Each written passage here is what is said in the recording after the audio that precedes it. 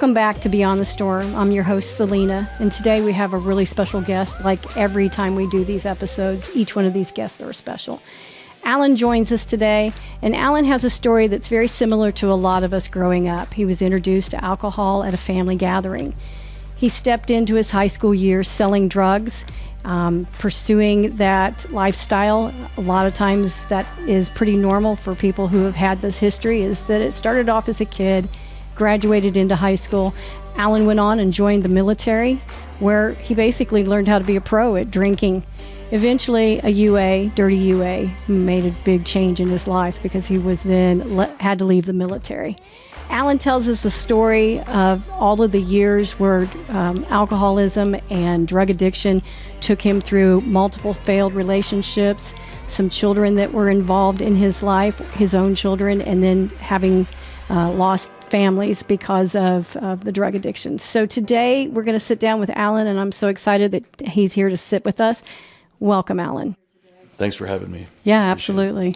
So in your bio, you kind of talked a little bit about the early years of when you began to use, but let's kind of jump in at in high school. Tell me a little bit about what, you began drinking as a kid in social environments with family gatherings. It wasn't social environments. It was sneaking into the liquor cabinet when everybody was upstairs and kind of grabbing a little Yeah. Okay. But, late in junior high school and then early in high school, it was, starting a party, and you pick your friends because they're the ones that want to party like you do. And some drinking and a little bit of weed every now and then. But then I started ordering those little speeders out of my dad's dirty magazines. And I was off to the races, oddly enough, selling those little caffeine pills at school and trading them for weed and beer. So you were that guy at school? Yeah, I was that guy. That guy. But, that Go talk to Alan. He can hook you up. Yeah, man, it was late night. Yeah, go see Alan. But, then starting to get into the weed a little more, and school was, it was a place to go so I could sell weed and sell pills, and I wasn't doing classwork, but, yeah, there was none of that. It was just having fun, Back then, that's how we all started. Right. I was going to say, it's fun. When you shared that story with me, I'm like, okay, that was similar to my high school years too. Yeah, I remember that. Yeah. Yeah. So after high school, how did that progress? Well, the high school, I ended up graduating a little late. I didn't get to walk down the aisle. I had to go to some summer classes and because school was interfering with your business, right? So yeah, took a little longer to get through it. Yeah, more school, less party time. Right. But college was, there's no way. I'm not going to classes. Forget about that. Just wasting Dad's money. Yeah. So I went into the Air Force, and I learned how to drink professionally. Yeah, military will do that for you. Couldn't do drugs so much, but back then it was ecstasy, Molly, I guess now, but Molly wasn't illegal back then. So you still, on the weekends, you'd still go and roll at the club and drinking and everything else, but didn't have a whole lot of consequences. But in the military, it wasn't a big deal to show up hungover and you go to do RMT, rake, mow, and trim, because you got in trouble for something, but you'd show up there still wasted from the night before. Nobody cares. You're working a rake. Right. But when you're working air traffic control or airfield management, they tend to frown on if you're smelling like... Yeah, it's a little more serious, a little more involved. I got in trouble for bouncing a $12 check on base for beer. Let me tell you something. Military does not play around with bouncing checks. Nope. They don't care what it was for or how much. That was 26 days in correctional custody for that one. So I got hit pretty good, slapped around pretty good for that one. And I was pretty much done. I get out of the military by the skin of my teeth, honorably. I had to do some extra duty, How many years were you in? just short of 4. Okay. But I ended up doing some service afterwards. At And Rich, where were you stationed at? stationed in Fort Worth, Carswell Air Force Base, Okay. and then did some work up at Richard Skibauer to get my record kind of cleaned up, and doing runway inspections and supervising rubber removal. Drunk. I was bartending. Right. I got out of the military, and I wanted to find another job where I could do what I wanted to do and have fun and still keep on doing my thing. Make And sure your job wasn't interfering in your party time. no, my party time and job were all Tied together. yeah. So it was, and hanging out with some folks that were a little different, and suddenly there was a little bit of speed involved, real speed, not those little happy pills. But, Right. some meth and some coke, and keep you up until 4 a.m. so you can get the bar closed down. And So do you remember the first time that you partake in meth? Do you remember the first time that yeah, you introduced to that? yeah, Because you're graduating into something bigger now. yeah, I was. It was going to be a late night, and we were actually hanging out. One of the guys that was in our kitchen crew was sparred with Tommy Morrison, if you remember him, fighter. Yeah, And fighter. so we started. They were all hanging out with us because they could hang out like normal folks, and it was going to be a late night, and I got a little package and went to my car, and I didn't realize that you're not supposed to do the whole thing, and I was up for 2 Oh, days. you were off to the races then. Oh yeah, that bar got closed quick. Yeah, I bet. But just again, I'm just having fun. I'm partying. I'm not hurting anyone. No harm, no foul. Yeah. Just didn't realize I wasn't paying attention to what was going on. But Yeah. I know somewhere in your bio it talked about you were in boxing. You did some. No, I didn't. That was Keith Mm-hmm. and Tommy and those guys. It was just we were not even entourage. It was Okay. just they'd come and hang out with Come us and hang out. because Okay. you could hang out with our crew and blend in Right. and not be hassled. So There you go. that was There you go. not me though. Yeah. No, I'm meat shield, not boxer. Good deal. So, so you did a stint in the military. You got out. You're bartending, and the bartending developed into a little bit more into the addiction side of it because you started stepping into meth and you said cocaine. Yeah, some coke, and it was my drug of choice was more. It was back then, whatever everybody else was doing. Sure, Yeah. I'm in. And met a pretty girl and got her pregnant. Yeah. And I was not a grown up, and I screwed that all up and unreliable, and I wasn't done doing what I was doing. So she was smart, and she took off and took my baby boy with her. Yeah. How old was he when your family? 1 maybe. Oh, okay. So he was still a small Oh guy. yeah. Yeah. She didn't put up with any of that long, and tried getting a regular kind of job, and just wasn't. And what were you doing at that? Were you still bartending then, or? No, I got fired for that job because I was up all night tripping on acid and couldn't be bothered to show up the next morning to open up the bar. Yeah. So I got fired, and now I'm kind of unemployed and bouncing around, and I started doing some contracting work, painting and stuff like that, which again, I'm choosing jobs that are geared around my habits. 'Cause Right. hell, we were getting high on the way into work, Right. with the boss. So Right. it made it easy, and that wasn't going to fly with her. And you know, I got a job. I was bouncing around all over the place, homeless for a little while, and a buddy of mine took me in, and with he and his roommate, and got a job with the dealerships, and kind of did that for a little while. And that was Teamster's job, and you know, you were supposed to be clean.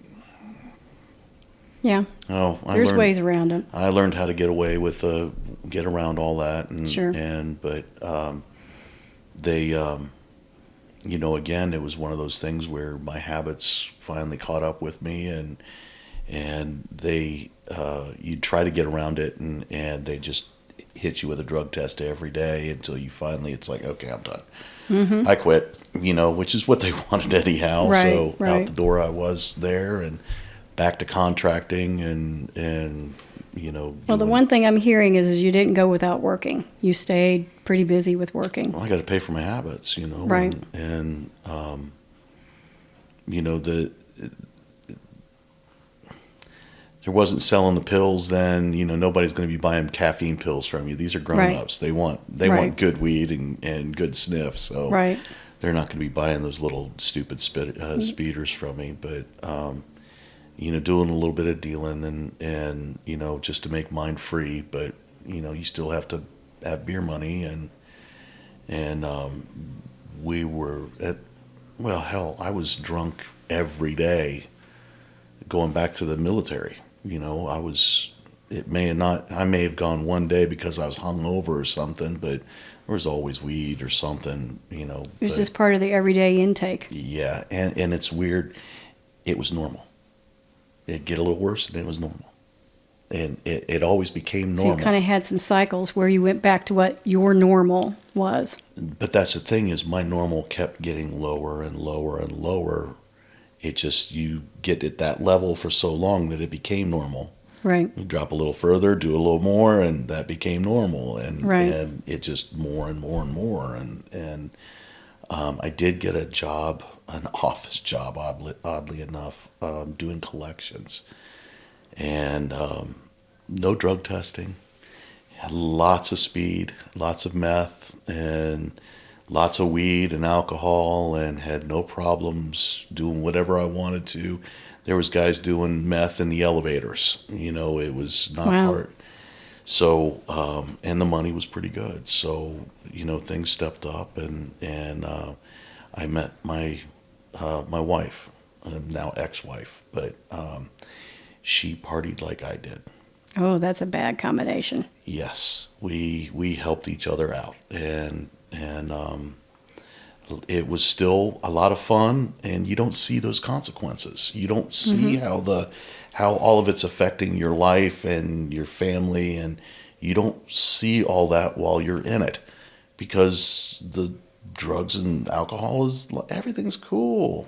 Well, we're just having fun. Right. And when you have a partner hurting that's doing anybody. it with you, you're co-signing on each other's bullshit, Oh, right? Yeah. You're It's like, just having fun. yeah, well, yeah, I got you. Don't worry about it. I'll pick it Yeah. up. You know, when you got a partner in crime, it makes it less. The impact is less. Yeah. She had gotten pregnant.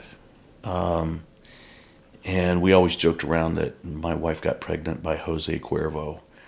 And, but she was able to quit during the pregnancies. So Not she- weed, because the doctor said that weed was okay. Oh, doctor said it was okay.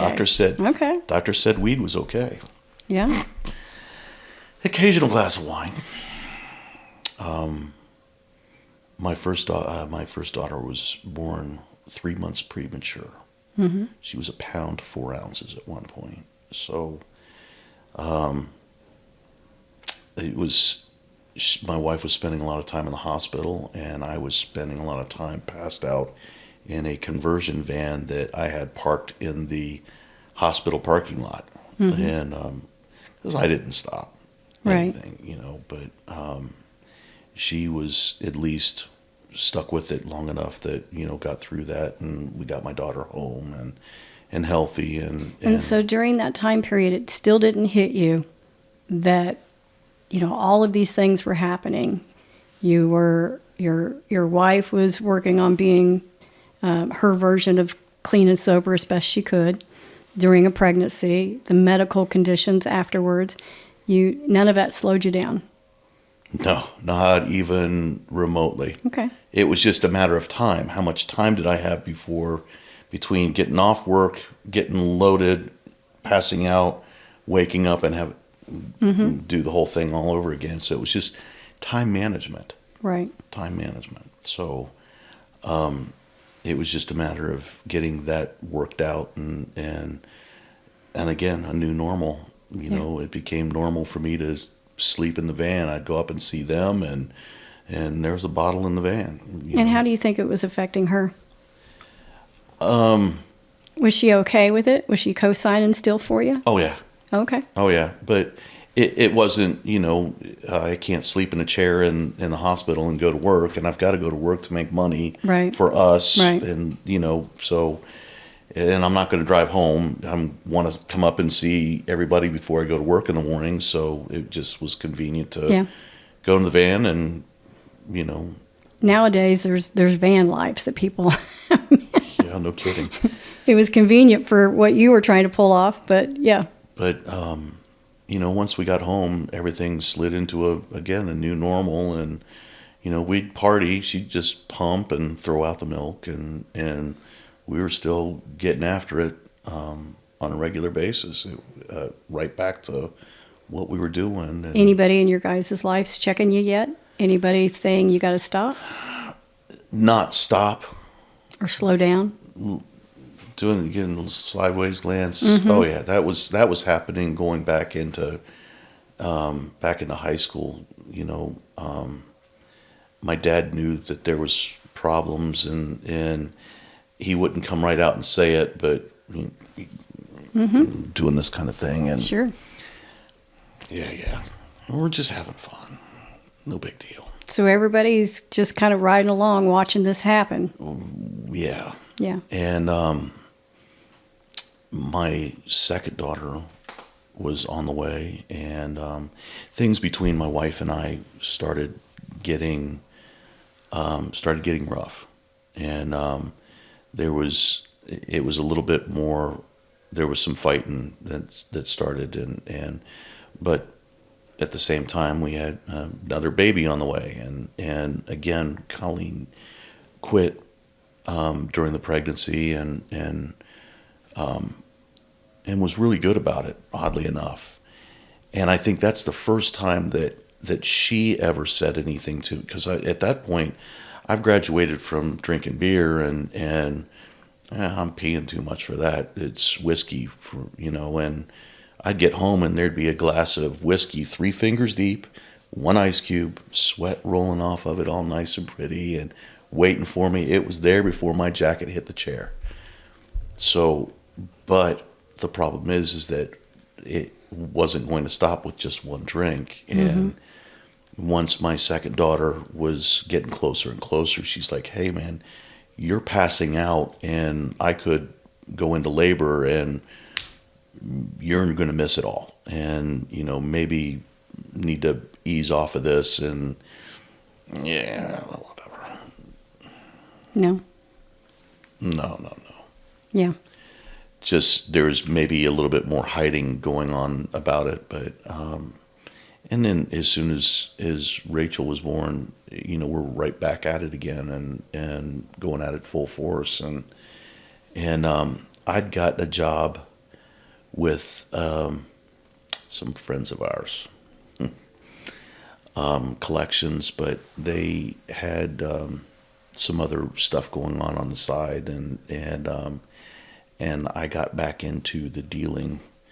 And at this point now, I'm dealing pounds and pills and fentanyl patches. And what year was this? Oh boy, I'm not sure. I'm not sure about the year on that. Okay, 90s. Yeah. Okay. Yeah. Running drugs out to the college campuses, and ADHD meds and painkillers, and weed, lots of weed. And my daughter, I'm sorry that I need to back that up a little bit because that was actually going on between the two because my daughter's medical expense, my first daughter's medical expenses got paid from dealing drugs. Wow. And there were a lot of bills. She was born in December. So we hit, insurance only pays so much for this year, and now we're into next year. They're only going to pay so much there too. Right. So there was a lot of sales going on then to pay bills. Yeah. And of course still using and I'm eating a lot of pills and So you're thinking, man, I'm pulling this stuff off, man. Mm-hmm. I'm doing this. Yep. High functioning, dealing with your addiction, but you were high functioning at that level. Yep. Fentanyl patches. I didn't call it high functioning. I called it buzz management. Buzz management. Yes. So it was fentanyl patches, and I'm a little too low, so a nice big fat line of Ritalin will set things off nicely, and some whiskey in my coffee, and So you were just pharmacist, yeah. your own personal pharmacist. Yes. Yeah. Sure. Yeah. That's what we'll call it. But how many different drugs can I do in one night and be a happy camper? If I don't feel like this, I want to feel like that. We'll do that. Right. But the group of people that we were around they were all in. That's where I was getting a lot of it, and but. Probably sharing your information back and forth, and everybody's giving you, yeah. hey, yeah, do a little of this, do a bump of this, have a little bit of this, and you're good to go. Oh yeah, it was all that and then some, and we were just it was partying. We were partying really hard and a lot and every day. Were you ever afraid of getting caught? You ever afraid of catching a charge with it? I had one scare, and I got out of it due to an illegal search, and I was lucky. I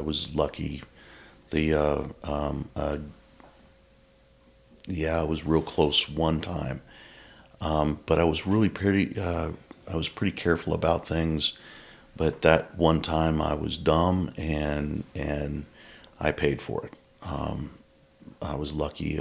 I spent a couple of days in jail, and that was about it. But DUI, 2 DUIs. So there was some consequences there, and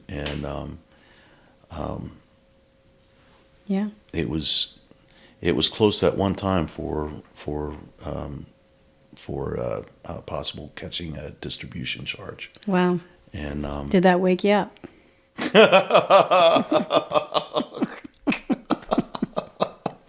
I figured you were going to laugh about that. no, You just, I got lucky, moved on. Mm-hmm. Yeah. I must be good. Yeah. God, I'm good. Yeah, I got a good lawyer. Yeah. Yeah. But we were stressing a little bit there, and got things worked out. The friends of ours had a good lawyer, and I did my due diligence as far as helping him out with information, and it got worked out. So no harm, no foul. Right. So you didn't have to go and spend any time in jail, prison, and have to go down 2 days. 2 days. Yeah, 2 days because I had no consequences. basically. Yeah. Yeah. Yeah. There was a gun involved is the only reason that I spent any time in jail. But they couldn't find the gun, and as a result, the search was illegal, and have a nice day. Just on a technicality. Yeah. Yeah. It's all about the technicality. It's all about the technicality. You're right. It is. So you've skated the law, and you're still going at it. Yeah. The second daughter, the kids are getting a little older. My wife and I are getting deeper and deeper into it's not fun anymore. Mm-hmm. Or it's it's 50-50, and it's starting to lean the bad way, and we're starting to fight more, and things were really starting to get rough, and they started to get physical. I wanted to be, when I get liquored up and loaded, I wanted to be left alone. She wanted to verbally abuse and get in my face, and it just went badly. And so that, my kids didn't know. My kids are in elementary school at this point, and my kids didn't know if mom and dad were going to come home and fight or fornicate, and they didn't know which one it was going to be. It was rough for them, I'm sure. I can't imagine. You and I were talking. My grandfather, step grandfather, but Grandpa Dick was one of the kindest men I've ever known. Gentle and smart and loved life kind of guy, and never heard him raise his voice. And we had gone over, my wife and the kids and I had gone over to my mom's for Christmas get together, and I had gotten really liquored up and painkillers, and my grandfather got mad to the point where he raised his voice to me, and that started something, I think. And I've told him, I had told him as much. I think that was one of the starts, because I knew when Grandpa Dick got mad at me like that, I knew I had screwed up. Yeah. But oddly, as liquored as I was, I drove us home that night. If you can imagine, I just, with 2 DUIs already under my belt, third one's a felony, and I'm still doing stupid stuff like that, and just not thinking about the consequences and the fear. I can't imagine my mom's fear and my grandparents' fear, us leaving the house, and I'm driving and they know I'm messed up. Yeah. And, that fear, and then Well, they were probably it was probably hard for them to watch what you were doing to yourself. Yeah. I mean, that was probably the source of him getting angry that evening or that day. And, he reached his boiling point, and now he had to verbally confront you about it. Yeah. And my brother, I have a brother and sister, and both of them were always pretty low key about comments and but it was the same thing. My brother had left his 2 kids over at our place for babysitting night, and they came in to pick up the kids, and my wife's passed out and I am drunk. Yeah. Blasted, and the kids are all in watching horror movies in the den, and bad horror movies, not the nice little, not the stuff they should be watching, because they were unattended. Yeah, right. Well, not unattended, but nobody was really supervising. Yeah. No. Yeah. No. Well, Uncle Alan's house was probably a fun house to go hang out at. It was, but boy, my brother and sister-in-law did not appreciate that one little bit, and they did not get to spend the night at Uncle Alan's anymore. Yeah. And that must have made an impact on you, because you're sharing that right now. Yeah, it did, because when they came home and I was as bad as I was, I realized that, I'm slurring and stumbling around, and probably not a good look. Well, and you may be exposing your kids to that, but now you're exposing somebody else's kids to it.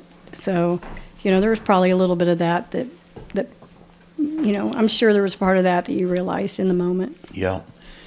And, but that didn't keep me from finishing the job that night. Once the kids left and I got my kids to bed, I'm back at the computer and finishing watching the horror movies, and I've got a handle of whiskey in the fridge that's, needs to be drunk. So yeah, hit the weed and party on. Yeah. Party goes on.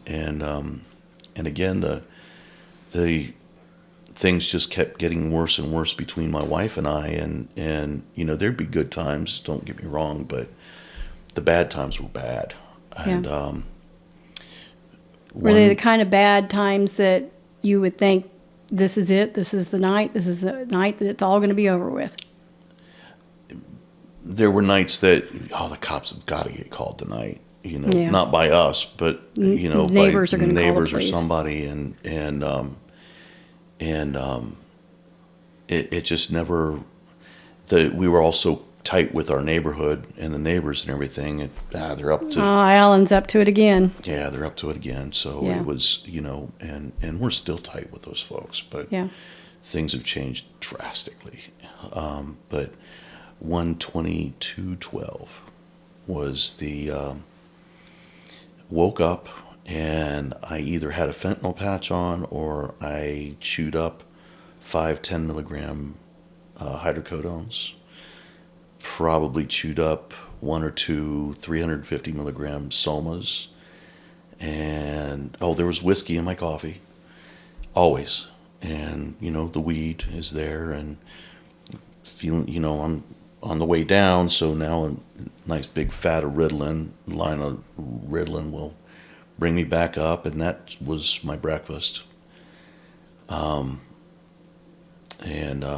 was a bottle of gin in the fridge that my ex-wife would work on, and she'd work on my whiskey too, and that was a weekend, I don't know, Saturday or Sunday, but continued on throughout the day, and she kind of left me alone. Movie, computer, drug of choice, and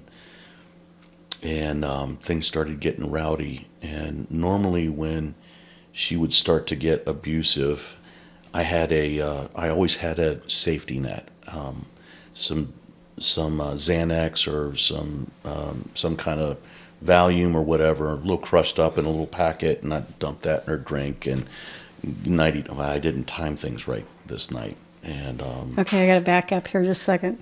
So you were roofing her to drugging the shit out of her keep her in line. It was more like, to pass her out, go to bed, go do something, leave me alone, and slip a Valium in her drink, and she'd go off to bed and leave me alone. But she started getting verbally abusive, and I'm not going to have none of that. I'll take care of the situation. Mm-hmm. Okay. And I got to laugh at that. I'm sorry. The timing had to be right, though. You had to time it right, because if she's not quite blasted enough, then all this is going to do is more buzz, and so you had to kind of time it right, and I didn't. And the ashtray hit me somewhere up in here, but it was one of those big glass ashtrays. And she chucked that monster at me and about knocked me out, and then came in to the den. And I had my desk, big wall unit with, books and my schmutz on it, and that thing came pulling down she pulled that thing down on top of me. Oh, wow. And the computer, and it was on like Donkey Kong. And we went at each other pretty good. And I remember at one point I had her on the ground, just leave me alone, and my elbow digging into her neck. Just leave me alone. Leave me alone. Go away. Go to bed. Leave me alone. And finally, I don't know what it was that finally got her out of there, and she went and passed out somewhere, and I'm cleaning up, and then I've got Browning High Power in one hand and 3 fingers of whiskey in the other, and I'm not sure which one I was going to use. And that I did have that Browning in my mouth at one point, and I'm trying to get my head aimed so that the splatter would go on the couch and not the wall. And I can't do this anymore. And little voice in the head, it sounds funny, but there's got to be a better way. There's got to be a different way. And I finished my drink, put the gun away, and that next morning I went to a church, and I thought my feet were going to catch fire walking into the damn place. So what was the scenario? It was your choice. I got to go to church today, or was it No, something already prearranged? I don't know what I'm going to do. I had no Something's- idea. Something's got to change, so I'm going to do this. I'm still half polluted, you Yeah. know, and I didn't know what I was going to do.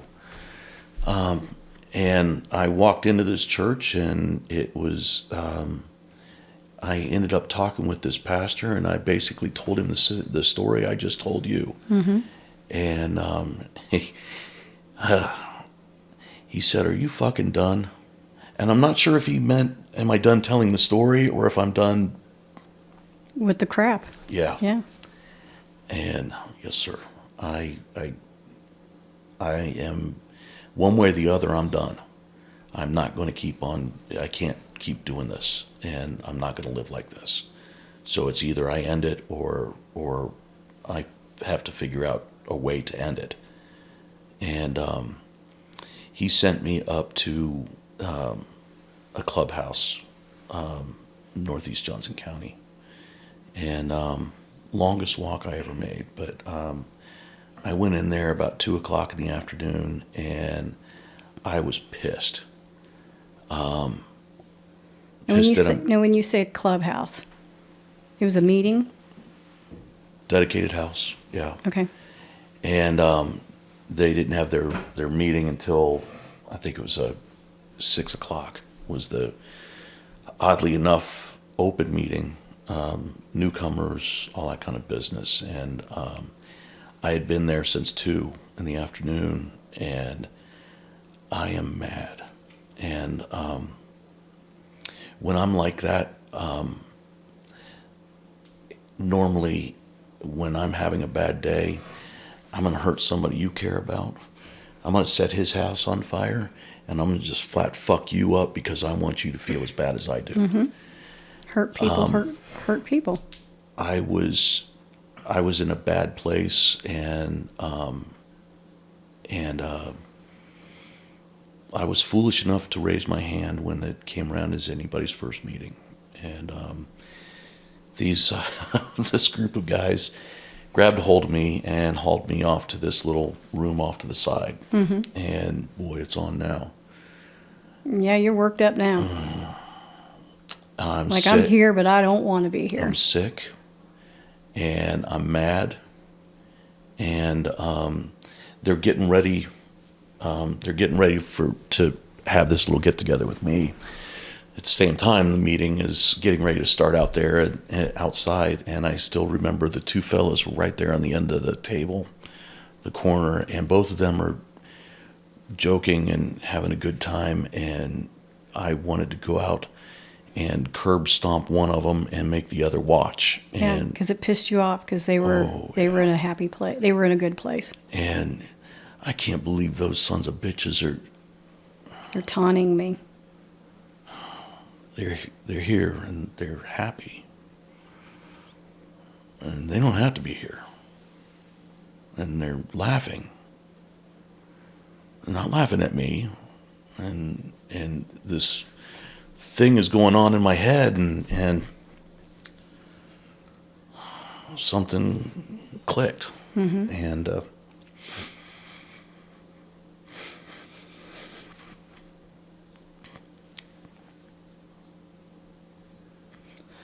I want what they have.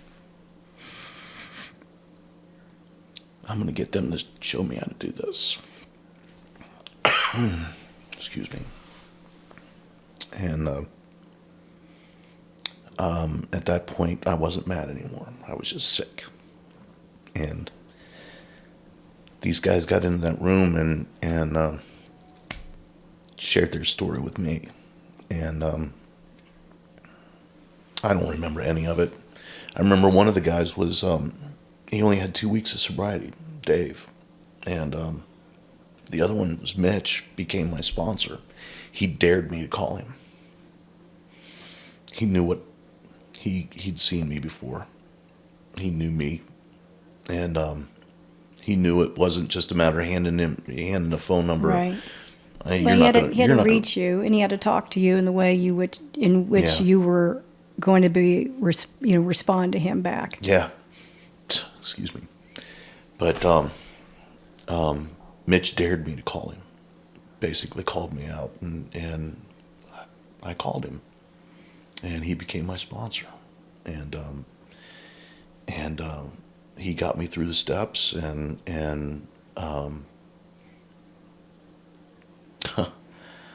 he was my friend and is my friend. We're still real tight. I was the best man at his wedding here a few years ago, and we're still tight. And I've had other sponsors since him, but Mitch got me through the steps, and another guy, Lee. Lee was the treatment chair, is what they call it. He was a trusted servant with the club, and Lee got me involved, taking meetings out to places.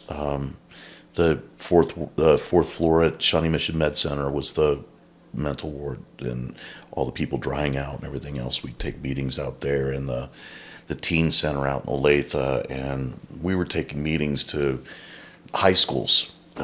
Blue Valley High School. We'd go out and take meetings out there, and he got me involved in that. And there's a lot to my story that I can't share with you, or we don't have time for. But when you're doing that as often as I was doing it, you get to share a lot of that stuff, and it takes some of the weight away. Yeah. And I'm helping people, and I'm making a difference. And one of those meetings, I picked up a sponsee out of one of those meetings. It was funny. He was a motorcycle dude, and 1%er kind of dude. Mm-hmm. And I told you that when I'm feeling this bad, I set your house. And I looked at him, and I'll just flat fuck you up. And he stood up. He's got IVs hanging up. I'd like to see you try.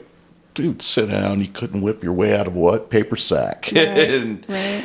And oddly enough, he got out of rehab 2 days later, and he came up to my job and asked me to be a sponsor.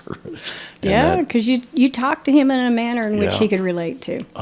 But it was, you got to give it away to keep it. And it was, now now in order to reach the next level, it's time to start, I don't want to say teach, but mentor. Mm-hmm. Yeah. Support. Yeah. Yeah. And it's that step, and moving into that side of the program, and you learn more about yourself, and more about sobriety, and what is good sobriety, and what is bad. I don't want to hang out with the guy that's been 10 years sober, but he's an asshole. I want to hang out with the guy that's 6 months sober and has all the hope in the world, and grabbing onto the program with both teams. I want to hang out with him. Yeah. He's got a lot of optimism, and that balances, and you tap into that, and as much as support you're providing for them, they're also giving you a little bit of theirs too. Yeah. Their optimism. I'm not going to get drunk today because you and I. This dude is excited about being sober. Yeah, because you and I have this interaction, and it's talking to people on the phone. It's been 15 years now, 14 years now, and I bet you I talk to at least a drunk or somebody on the phone every day, maybe every other day from the program, and it's still talking with them, and Book of Faces, there's half of my friends on there are from program, it's, so it's still maintaining that contact and that relationship. And if I'm having a bad time, I've got a half a dozen people on that phone that I could call in a heartbeat. There's at least 50, 60 phone numbers in there. I've got them alphabetized. AA, blah. Name, and there's a list, so I could start at the top and work my way down if I need to, whatever. I've got that, those people are still there. Yeah, that support system for you. Yeah. So because you're the same support system for them as well. Yeah, because they can pick up the phone and call you and talk to you, and they do. Sponsorship and the mentor, the sponsor, it goes both ways, and you know, it's an amazing friendship that, you know, in the military we had it.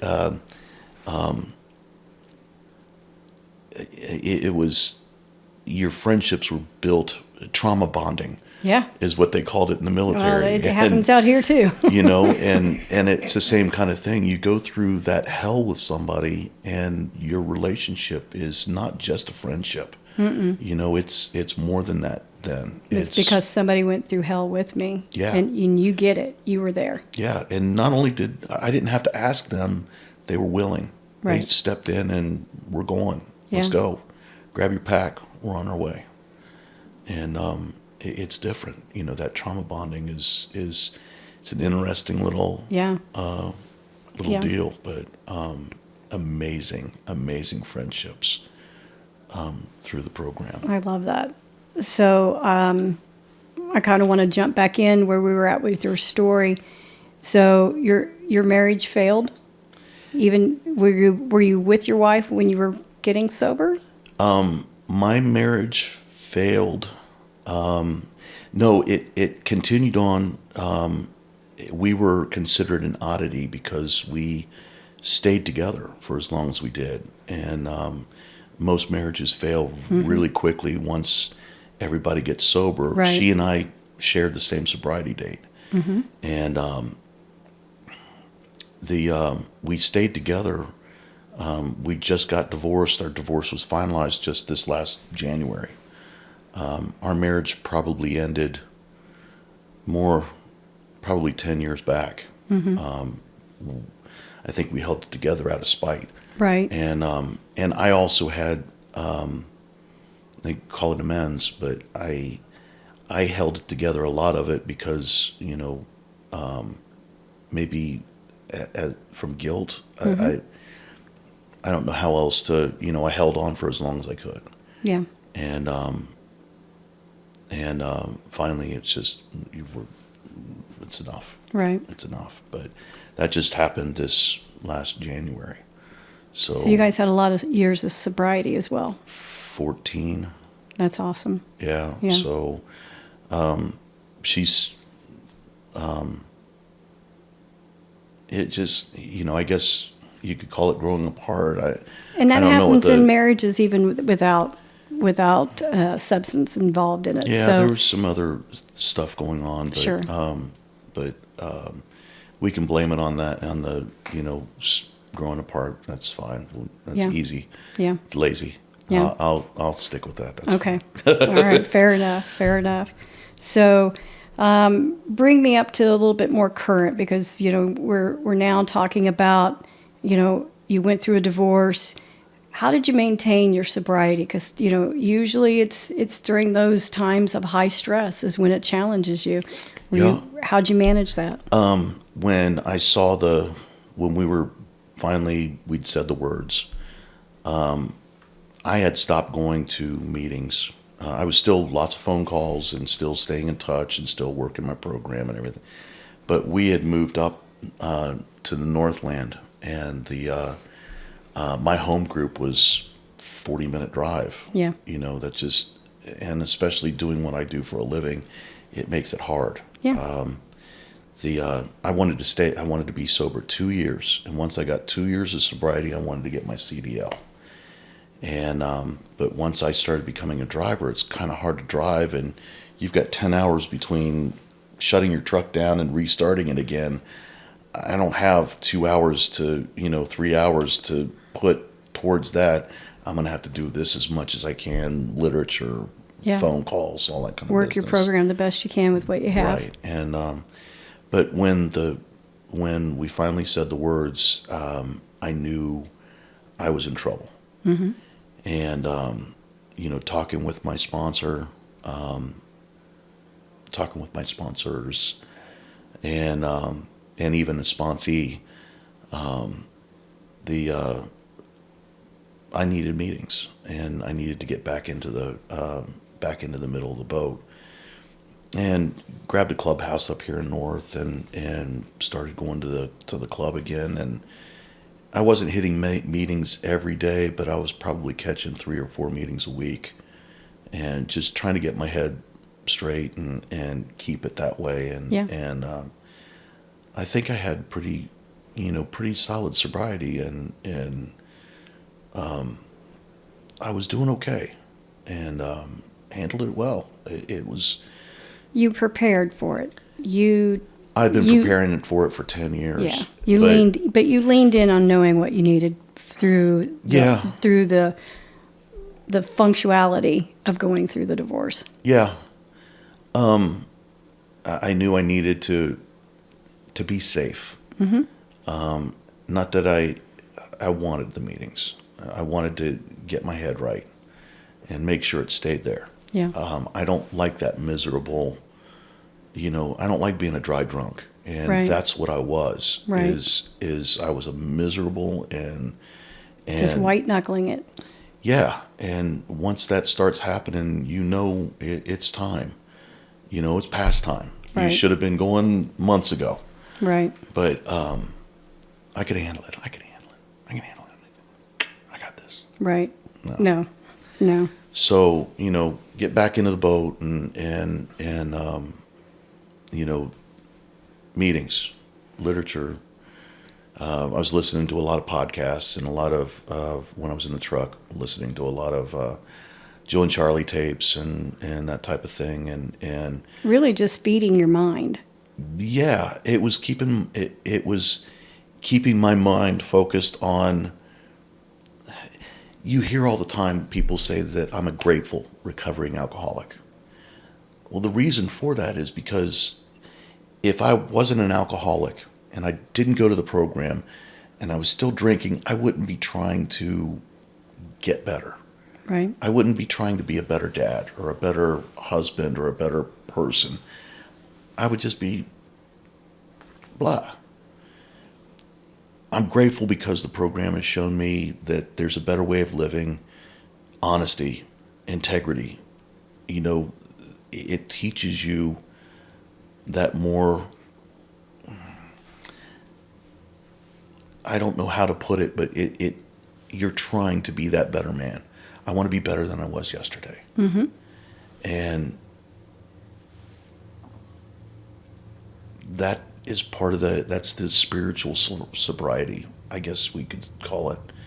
And that's what you needed. Yes. I was dry. That was the missing link to what you were needing that brings it all together for you. I didn't want to drink. I wasn't interested. At no point in time did drinking enter into my mind as far as I want to go get drunk. But I'm an asshole. And I don't want to be like this. Well, it basically softens your edges. It takes away the roughness of the white knuckling. Yeah. It takes away, the angst, so to speak. Going to those meetings and being in those environments and being around those people. Yep. Yeah. There was just getting my head right. Yeah. And boy, that helped out a lot. I want to be that guy it takes away the selfishness. Yeah, I like that. Takes away the selfishness. Yeah, I owe. After all the damage that I've done to my family and my friends and the people I care about, I owe. I owe it to myself. I owe it to them. The people I've lost, I owe it to their memory. Whatever you want to call it, I want to be that less selfish guy. I want to be able to help. I want to help you. I want to help you. I want to give you something. This helps make your life easier. That's what we're supposed to be doing, is making life easier on each other, not harder. I was making life harder on every single person I came in contact with. Do you feel like during that time you were working on your relationship with your kids? Sorry. Yes. My daughter, my amends to her when I got sober was I actually took her. I didn't have anybody go to the 4th floor at Shawnee Mission Med Center. And usually I'd take 2 or 3 of us would go. So that way one person isn't taking up that whole hour. Right. And didn't have anybody to go that week, that that particular week, I took my daughter and broke down the whole story. I had a whole hour, and I broke down that whole story to her. And so she knew, and the idea was, one of the priorities was to be a better dad. And maybe I was and maybe I wasn't, but boy, I sure tried. Do you think that was the first time that she got all of that information at one time? Oh yeah. Yeah. So it probably had a big impact on her. It looked like it, and we've talked about it since then, and it sounded like it was a pretty big deal for her too. Do you know what a gift you gave her? No, I don't. I just know that it needed to happen, and she needed to understand. I want you to know that was a gift that you gave her. Because Thank as the family members, we don't know how much we've impacted, or Yeah. we don't know if you understand the impact it had on us. So most of us never get that. Most of us say, okay, all right, it's going to be better now. And we sort of forgive and move forward. But we don't get the validation of what pain we went through. So I want you to know, from a family member, watching it, being a part of it, feeling it, I'm glad you gave that to her. Yeah, she and I are real tight. My other daughter, not so much. But I sure tried.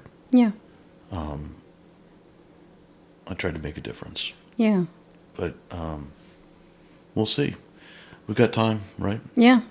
Yeah, it's not Just over a with. little, Yeah, yeah. it's not over with. You Yeah.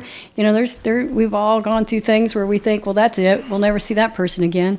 And then life has a way of bringing us back to that because it was unfinished business. So, yeah, it's not over with yet. No. There's still opportunities there. Oh, yeah. So, So tell me a little bit about how you show up as a sponsor now, and how you lean into the people you still consider your sponsors. I'm not so active as far as being a sponsor.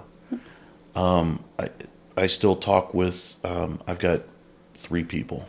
And they're kind of, it's all long-term sobriety. I think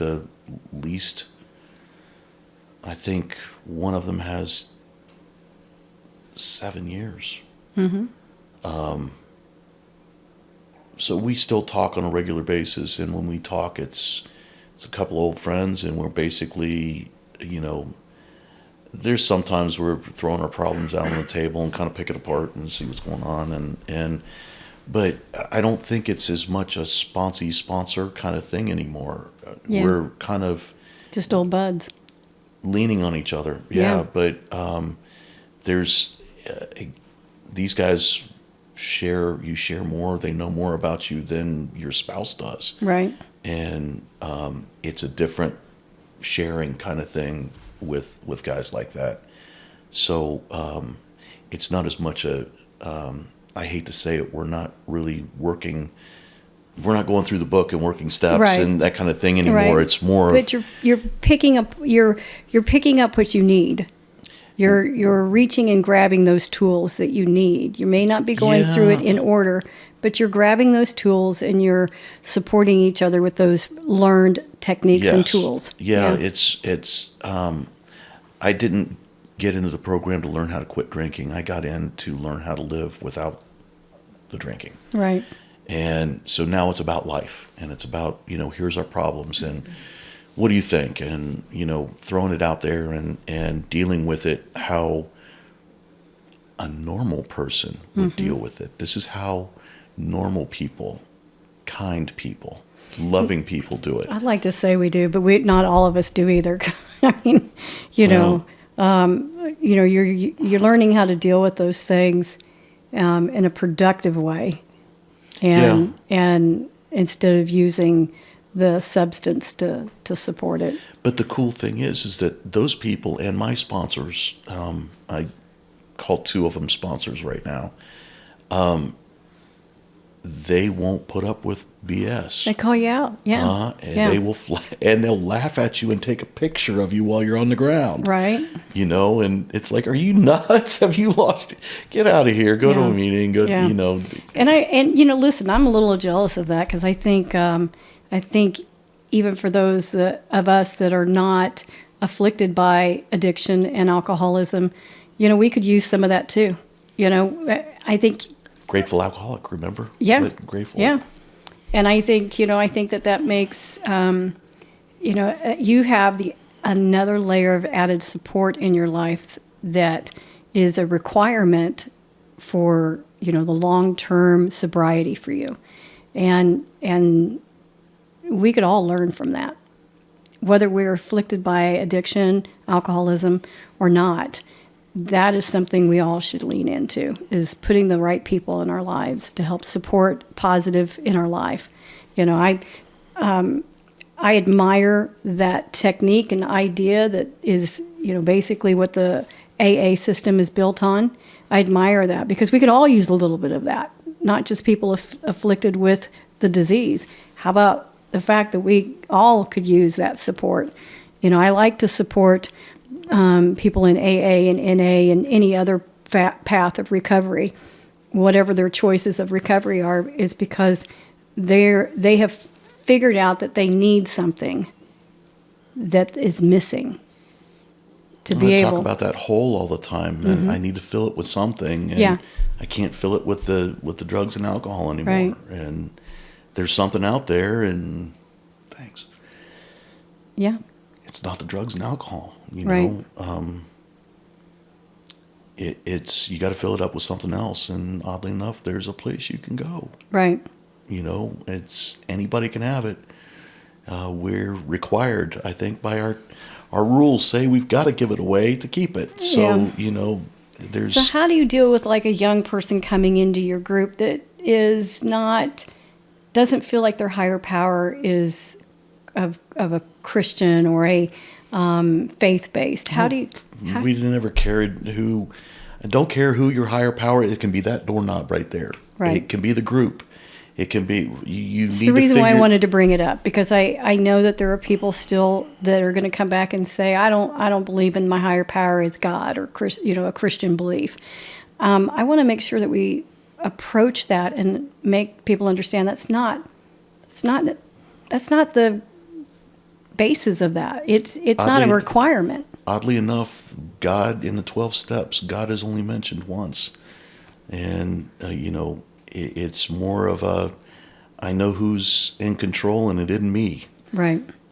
You know, there's something else is in control, and it's not me. That's the whole deal about it. Is nobody cares who your higher power is. Right. You know, the young person though. I bring that up because I've shared with you. I've got a son who's struggling, and Yeah. he struggles with that, and that's kind of been his cop out. And I'm like, no, get to a meeting. No, it could be a tree outside. I don't care. Mm-hmm. But you know, the one of my sponsees now, he was 18 when he came into the program, and I remember him in his first meeting, and he was wearing his school Letterman jacket, and at one Well, point, that's a visual. at one point, no, here's the visual. Ready for it? He opens up his jacket and pukes down the sleeve of it. Oh my God. During the meeting. Wow. And, but it was, you know, when I worked with him, again, I didn't care who his higher power was. I just needed him to understand it wasn't him. Yeah. And normally I'd be a little nervous about taking on, I was nervous about it, and I'd talked with my sponsors about it, and he was cutting school and doing all that kind of, we'll do this, but you have to promise me that you will go to your classes and you will do everything that you can to graduate on time. Mm-hmm. You do what you're supposed to do as far as school goes. And Going to school is your job. yes, and the program is secondary. Mm-hmm. Your primary purpose is to go to school sober, Do what you need to do to graduate school on time. Good for you. He agreed to it. There's a story that we had been taking meetings out to Blue Valley School District. Mm-hmm. And I was taking a group of us down there to... I first got to say a shout out to the school district for having that. Yeah, I don't know if this was quite a while ago. I don't know if it's still going on, but yeah, it was awesome. Awesome experience for us. But he wanted to go, and you got class, so we can't do that. And our agreement. And we get out there, and he shows up. Oh. We went through, did our meetings and all that kind of stuff, and had our, all that kind of business. And we all wanted to go back to the clubhouse. There was a meeting that they were having. We wanted to hit the meeting at the clubhouse and then call it a day. And got through that meeting and everything else. And I was like, man, come on with me for a bit. We're gonna go take a trip. And I drove him across town and parked in front of a liquor store. And I said, what do you want? And he, just the puzzlement in his face, I said, what do you want? What do you mean? I said, well, program's about brutal honesty. And you and I had an agreement. You were going to go to school, and you lied to me about that, and parent-teacher conferences or something is what he said. And you lied to me. I didn't even ask him. Mm-hmm. You lied to me about that, and you didn't go to class. And then you lied to me about what was going on and everything else. You're lying to me and everything. You're not done yet. So yeah. I can't help you. But the best thing to happen for you would be for you to hit rock bottom as quickly as possible. And the best way to do that is for me to go in there and get you a bottle of whatever you need. And then I'll drop you right here. I'm going to go home. I'll get out of your way so you can get after it. And boy, he was mad. Yeah. He was mad. He got out of my truck and he stomped his way back to the clubhouse to go get his car. And I didn't hear from him for 3 days. And you talk about white knuckling it. Did I do the right thing? Yeah. Did I, because that was skin of my, Yeah. I handled it how I thought it needed to be handled. And he called me back 3 days later, and you were right. And I'm sorry. And it won't happen again. But tell me how you felt in that moment. Ooh. Yeah. Yeah. Yeah, because you basically were holding his sobriety in your hand, so to speak, fearful that you pushed too hard. Yeah. And drove him over the edge. Yeah. So he graduated school on time. Yeah. He never lied to me again. And he is, I'm 14 years. Mm-hmm. He is 12 and a half years, because I was only Wow. just short of 2 years sober when I took on him as a sponsee. Wife and 2 kids. Awesome. And he is a truck driver as well. Awesome. Doing great at his job. They're talking about buying a house, and he's still a youngin', Yeah. He's not even 30 years old. He's putting money away for retirement. His wife is wonderful, and Got to make you feel proud. every day. Yeah. But boy, 3 days I wasn't sure. Yeah, I was scared. Did I do the wrong thing? And Yeah. it was. Well, I've been on that side of it too. I've been the mom that had to say no and then live with the consequences of what that no was gonna. It was scary. Yeah. I know. I've been there too.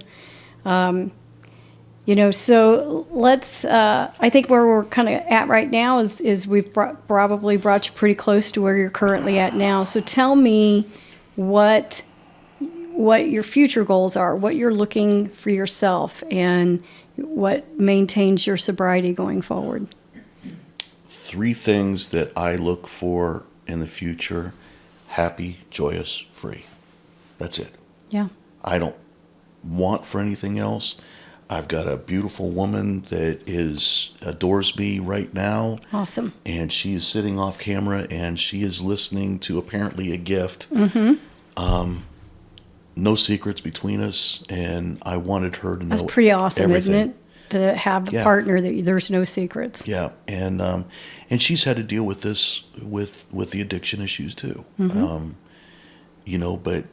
I wanted her to know everything, and I don't want her to be afraid to ask questions. And I'm open book. It's still brutal honesty. I've got to be. Yeah. I'm not authorized for shenanigans. I like that. And I might have to steal that phrase. so it's that's why she came with me today, and all I want to do is my daughter, my oldest daughter, is going to be coming home here in a few months from the military, and she's going to need some support, and I want to be there for her, and I want to take care of my dogs, and I'd like to try to not die in a truck. I'd like to retire at some point Right. in time and not end up working until I croak. Right. That right. is But your program is a part of that centers it all. yes. None of that is going to be. Absolutely not one of those things is going to happen if I start drugging or drinking again. I will lose every bit of it. Everything. I will lose my house. The girl, she's not going to put up with a drunk again. Right. My daughter's not going to put up with that. Right. My dogs will leave. It. That's pretty bad when your dog will give up on you. I know, right? Right? But you're only going to skip so many meals, and Right. I'm going to get mad. But I'm going to go somewhere else now. Lose my house. I lose everything. So the idea that I'm going to pick up a drink or use is absolutely not even. I can play that tape all the way through, and I know that one sip is enough. I was joking around with my girlfriend, and I told her when the divorce goes through, I wanted to do a shot of whiskey just so it's one less thing that I got to share with my ex-wife. And there was a little laughing there and some shaking her head, and but the honest truth of it is that even one sip might be enough to trigger it. I've had root canal. I had shoulder surgery. No narcotics. I can't take that chance. Yeah. So you have a rotator cuff surgery With no narcotics. Yeah. through the rehab. Ooh, Right. I couldn't take the chance. Yeah. Doctor's offering it to you. Yeah. I Are can't. they offering you any other type of pain management? No, same thing the military did. Right. Here, take 2 ibuprofen and drink some water. Right. Well, CBDs work. You just have to, no THC. Yeah. So you get the CBDs help a little bit, but I can't take any. There's no risking that at all, and you call it fear or whatever. It's. I think that's a healthy. Oh no, I think fear. it's a healthy respect. The Yeah. respect of the years that you have, that you're not willing to throw away. Yeah, I can't take the chance of that one trigger is enough to set me off. Right. And I can't take that chance. Yeah, for sure. At all. So I've got way too much to lose. I've got a life to live, I hope. Right. Right. Pretty girl and Right. the cool job and Right. my house and my dogs and You worked really hard to get where you're at. Yeah. Yeah. And I don't want to lose that. I can appreciate that. I can It's appreciate not worth that. the buzz. The juice isn't worth the squeeze, Well, I so appreciate everything you set with us today and shared. I got one last question, and it's always I throw a last question out here. Didn't prepare you for it. So, if your life was a movie, what would the title of that movie be? I told you I threw you for a hard one. I don't know.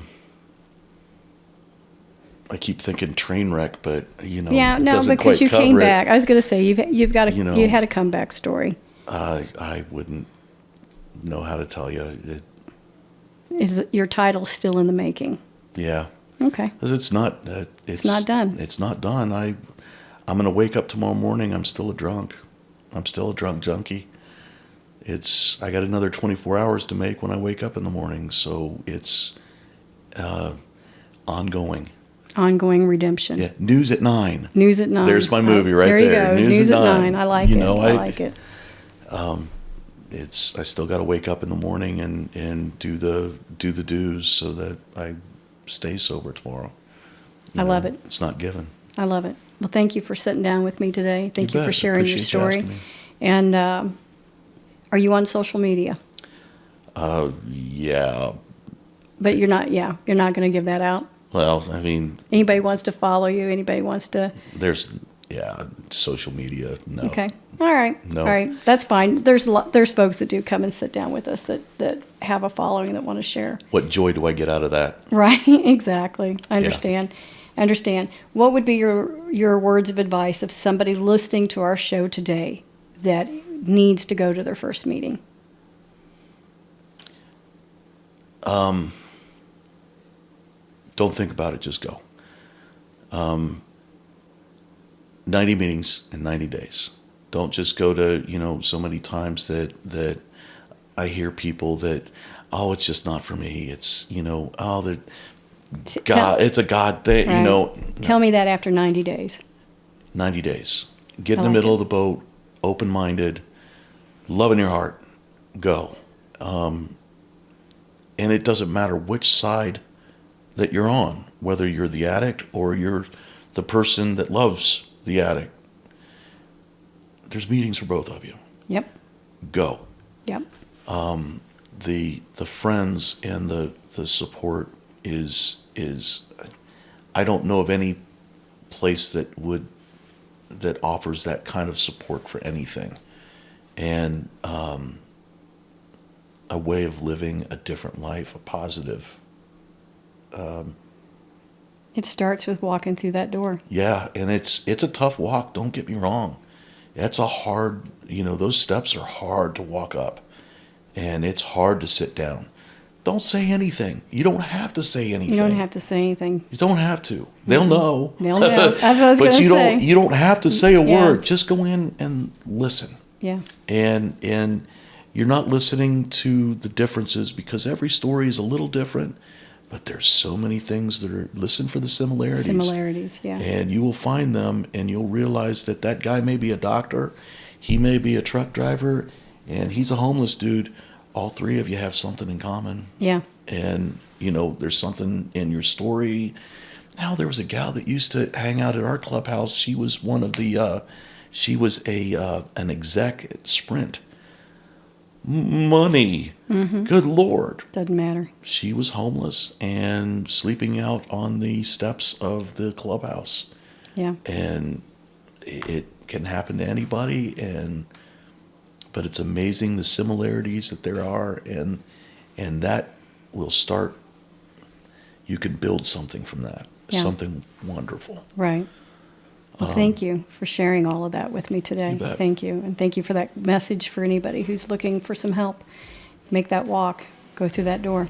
Yeah. All right, you guys, thank you so much for joining us today. I appreciated Alan and his testimony here.